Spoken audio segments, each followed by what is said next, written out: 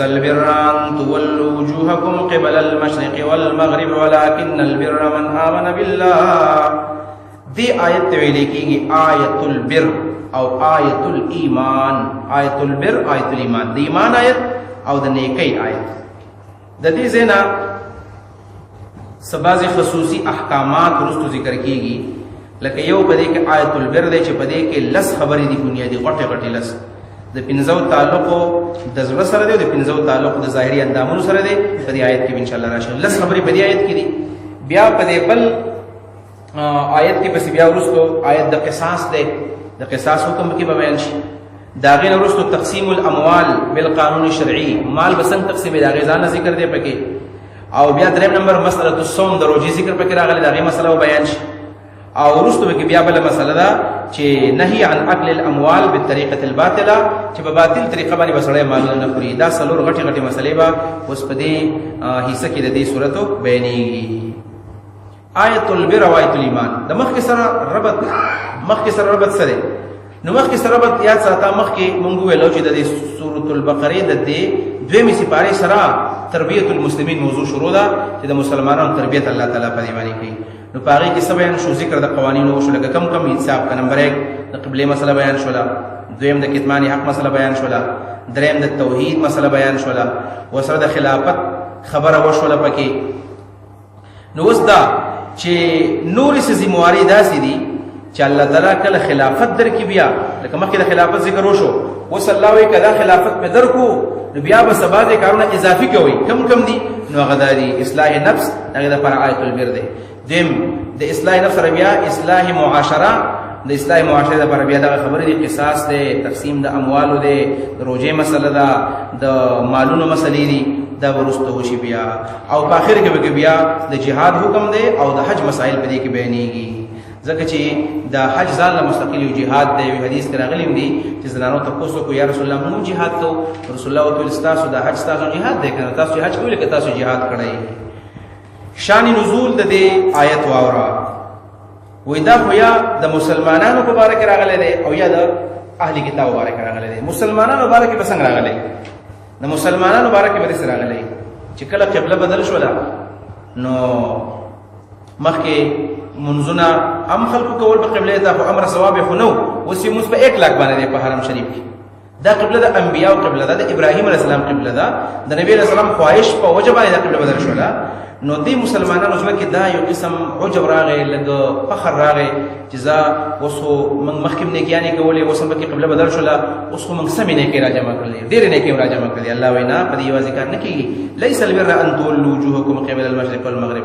یوازې مشرق مغرب ته مخ کول نه دي، ټول دین باندې عمل پکار دی، ټول دین پوره دین باندې عمل پکاري. دا د مسلمانانو د اصلاح لپاره. او دویم نمبر دا چې دا د اهل کتابو د اصلاح لپاره د آیت راغلی دی چې هغوی په کو چې دا څنګه پیغمبر دی. اول په مدینه منوره کې ولس میاشتې بیت المقدس ته منځو کو، او سره اول کې د بیت الله ته منځ کوي، مخکې جنوب ته منځ کو او شمال ته منځ کوي. ځکه مدینه کې به خلکو شمال جنوب ته منځونه کول، هغه طریقه او بیت المقدس بیت الله. نو الله تعالی ودا د مشرق او د مغرب او د شمال د جنوب خبر نه ده، اصل کې امتثال حکم الله، الله حکم منلی مسلمانانو زما حکم ومنو. او بیا وی چې واځه دا خبره نه ده په دې مشرق مغرب کې مخکول سره سره مسلمانان لس خبرې نوري مني، دا خبرې منل پکار دي. اصل کې دا آیت البر او آیت الایمان دی. لیس البر ندنی کی ان تولوا وجوهکم چې واړوي خپل مخونه قبل المشرق مشرق طرف ته والمغرب مغرب طرف ته. دلته سوال لذي چې ولې مشرق ته مخ کول مغرب ته مخ کول مونږ چې په دې وې دې کې نیکی نشته کې ثواب نه لسو ولې پکې نشته؟ الله وی نیکی نشته. جواب دا دی یوازې دا نیکی نه ده بلکې دا نور به سره جمع کې دی. او جنا مونږ وایو ټول دین په یو آیت کې مندره او ټول دین په یو حدیث کې مندره، دا ټول احادیث او ټول آیتونه چې را جمع کې بیا دا غینه دین جوړ شي. ولکن البر لیکن نیکی من دا چادا، ولکن البر بر من، ولکن البر لیکن نیکی من یعنی نیکی دا هغه چا دا امن بالله چې الله باندې ایمان راوړو. یا بر په معنا د بار باندې، برن مصدر دی په معنا د بارن باندې اسم فاعل. ولکن البار لیکن نیکو من هغه څوک دی، یا ولکن ذل بر لیکن نیکی والا.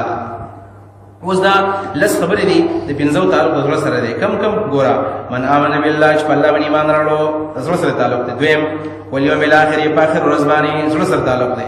والملائکه فرشتو باندې زړه سره، والکتاب په کتابونو باندې زړه سره، والنبیین پیغمبرانو باندې د دې ټولو تعلق د زړه سره دی. اوس د باقی پنځو تعلق د اعضاء ظاهره سره دی چې دا باقی نیکی په دې باقی اندامونو باندې کوي. وآت المال على حبه، مال ورکید الله پلار کې الله حبه سره د مینې د مال دا مال ورکول پلاس باندې خلق مال ورکی دا ظاهري اندام دی. دا آیت لګران دی. آت المال على حبه دا هو ضمیر چاته راځي على حبه کې هو ضمیر یو خدا چې هو ضمیر دی مال ته راځي دی مال دا معنا وکړه آت المال على حبه مال د الله بلار کې ورکی سره د مینې د مال نه مال په خپل بیا د الله بلار کې ورکی. او مال ته مال زکو چې ما تمیل الیه النفس دې ته نفس مایل کیږي دار چا خوخي مال ته مال زکو زړه ته اعلان کوي نزله ته اعلان کوي. بل حدیث کې راغلی دی چې ته د الله بلار کې خیرات کې نو شرطونه ولداري چې ته انفاق کې وانت صحیح شحیح. صحیح معنا بیمار نه روغي خدای مال ته حاجت ده. شحیح معنا خدای مال سره بخلم ده مال ده فخ ده بیان د الله بلار کوي او تخشى الفقر د غریبین بیریږي دا زدا یو لک روپۍ د الله بلار حکم نو کې نشم باندې غربت راشي بیا دا الله په نوم باندې دی معنا. دویم نمبر دا هو زمير راځي دي چاته دی الله تا دا معنا وکا وات المال مال ورکي الله به سره د مين د الله نه د الله زمين زکه مال ورکي. او دریم نمبر په علماء ویلي دي واتا دا پیل په دې کې مصدر د ایتا پروت دی دی ایتا تراجه دی دا معنا وکا وات المال مال ورکي الله به سره د مين د ورکړنا دا ورکړه ولا فن ورکي. بعضي خلک داسي د خیرات کولو لمزه ورکي د خلک راشي د ما د خوراک کوي او ز جمعه ته روټي وي سما د غریب کرے ولېګما یا چا سره تعاون وکما زما د لاس کپڑے سوګوا باندې د ورکړه سره مين دا نو دا ډېر خصيفت دی. ذوی او دا بچال ورکي. نمبر 1 ذوی القربا خپلوان الله ګورا ذوی القربا خپلوان یتیمان مسکینان مسافر سائلین سوالګری او رقاب غلامان از دور کی خو دې ټولو کې د خپلوان مخکې کړی دی. د ځکه چې حدیث کې راځي سړی خیراتو کې په پردي باندې نو یو اجر دی په خپلوان چې وکړو دوه اجر شي د خپلولې خیال وساتو او یو د غریبۍ خیال وساتو نو الله به دې القربا خپلوان لرا والیتاما او په خپلوان کې ټول مخکې اول خپل بچی دی وبدا من تعول چې کوم ستا بچی دی په هغه باندې شروع وکا. والیتاما یتیمانانو باندې یتیمان له ورکي جمع د یتیم دا والمساکین بمسکینانو له ورکي وابن السبيل مسافر الله مسافر لپاره شرط دی چې دوران سفر به د غریبي دوران سفر. اوس مسافر په سفر باندې روان دي په کور کې خمالدار دي خو په سفر کې اوس پیسې ختمې شي دله زکات ورکول جایز دي. خو کدا مسافر په لار باندې روان دي پیسې ورسره شته نو بیا دله پیسې ورکول نه دي نشته بیا دا زکات خیرات په بیان کې. وابن السبيل مسافر ابن السبيل لاره بچي مطلب دا په لارو دي کې لارو بچي نو ابن دا معنا صاحب باندې راځي ابن سبيل معنا لاره والا ابو السبيل ابن السبيل. والسائلین سوالګری لور کوي دا مخ یاغو چې ستانه نو وختل د دې نغواړي نو ستانه غواړي. وفي الرقاب وفي فك الرقاب او په آزادولو د سټونو کې رقاب جو د رقبې د سټونه معنا غلامان آزادول. نو سائل په زبان قال باندې سوال کوي او رقاب په زبان حال باندې دا کم چې بجیل کې غلامان دي د حال आवाज کې چې رماله پیسې راکې چې په آزاد شم. دا مخ کې سلور اغو چې دین وختل د رسولي دوه چې دی غواړي یو په جبه غواړي بل په حال باندې غواړي دایمانه شو. یو صفت دا شو چې واصل مال دویم واقام الصلاه مسقائم واقام الصلاه مسقائم کو مسقائم الله په عذاب باندې کې دریم وات زکات ورکو معلوم دا شو د مخکنا خیرات نفلی صدقه مراد وي او دا فرضي زکات وات زکات ورکو. والموفون بعهدهم او پرکون کی خلق خپلوادو لرا د الله وعده پوره کوي د رسول وعده پوره کوي د انسانانو وعده پوره کوي. کم کسان چې وعده پوره کوي والموفون بعهدهم دا بل صفت ده هغه سره نیک دي چې خپل وعده پوره کوي.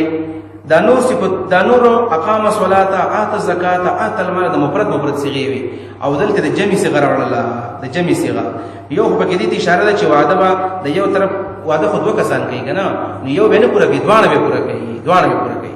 او دویم نمبر دا چې دلته لفظ د من راغلی دی د من ته من وایو د من د معنی په لحاظ باندې جمع ده د لفظ په لحاظ باندې مفرد دی نو کله د معنی خیال ساتل کیږي او کله د لفظ خیال ساتل کیږي. اذا عهدوا کله چې وعده وکي پوره کړي، والصابرین فی البأساء او صبر کوونکي فی البأساء پس تکلیفونو کې، والضراء په بیمارو کې. بأساء تکلیف المال، ضراء تکلیف البدن. بأساء د بؤس نه ده، لوګي په خلکو باندې راشي، د مال سره تعلق ده. ضراء ضرر نه ده، بدن سره تعلق ده. نو صبر کوونکي په تکلیفونو کې او په بیمارو کې. یو پکې بل نحوی خبر واوره دا مخکې موفون بعهدهم دا مرفوع ده، والصابرین دا منصوب ده. دا ولې پکې منصوب راغی؟ ودلته په هدف حذف دی، هغه دا ده والصابرین یعنی امده الصابرین. الله ز صفات کوم دا صبر کوونکو چې صبر کوي، فل باسای په تکلیفونو کې، وزورا په بیمارو کې، امده هو پکې پټ ده. وحین البأس او د جنگ په دوران کې صبر کوي. حین البأس جنگ په ټیم کې صبر سره چې نه تختی. اولئک الذین دا خلق دې صدقو چې دې رښتینی خلق دې په ایمان کې رښتیا ویل دي. و اولئک دا قسم خلق هم المتقون، دې متقیان دي. دا د قبله خبره پکې راغله چې واځي قبله ته مخ کول نه. دلته یو مسله علماء بیان کړی دا د عقیدو په کتابونو کې، دا شرح فقه اکبر نور کتابونو کې، چې قبله ته مخ کول دا په مستقل په منځ کې لازم دي. دا د منځ د شرایطو نه دي چې قبله ته مخ کول. الله فرمایي فولي وجهك شطر المسجد الحرام. یو مسله دلته دا دې ته ومن کافر نه وایو، اهل قبله او ته کافر نه وایو. لا نكفر احدا من اهل القبله بذنب، په ګناه باندې ومن اهل قبله او ته کافر نه وایو. یعنی کوم سړی چې زمون قبله ته منځ کوي، نو کدا ګناه کوي، د دې ګناه په وجه باندې ته کافر نشي ویلې. دا د اهل سنت والجماعت عقیده ده چې په غټو ګناه باندې سړی کافر کیږي. نو په دې باب کې درې مذاهب دي مشهور. یو مذهب زمونږ د اهل سنت والجماعت دی، که سړی غټو ګناه وکړي نو ګناه د الله به سزا ورکړي، خو کفر ته نه رسیږي. ډېر دلایل دي ولا، لکه الله تعالی په دې سورته حجرات کې راځي قاتل ته مسلمان دی، و ان طائفتان من المؤمنین اقتتلوا. ورالته جنگ کې بیا د الله مسلمان ویل دي، نو مسلمان په ګناه کې به سړی کافر کیږي. نه دویم نمبر مذهب د خوارج دی. خوارج سوی خوارج داوي دا غډله و چې د علي سره خروج کړو چې په ګناي کبیره باندې سړی کافر کیږي. چا چې دروغ ویل کافر، چا چې زنا وکړه کافر، قتل وکړه کافر. دا سخت خبره ده. نو په ګناي کبیره باندې هغه سړی کافر کیږي. یو مذهب په دې کې د معتزله و دی. معتزله هغه منزله بین المنزلتين ثابتې. هغه دا وایي چې ګناي کبیره وکړه نه مؤمن دی نه کافر دی.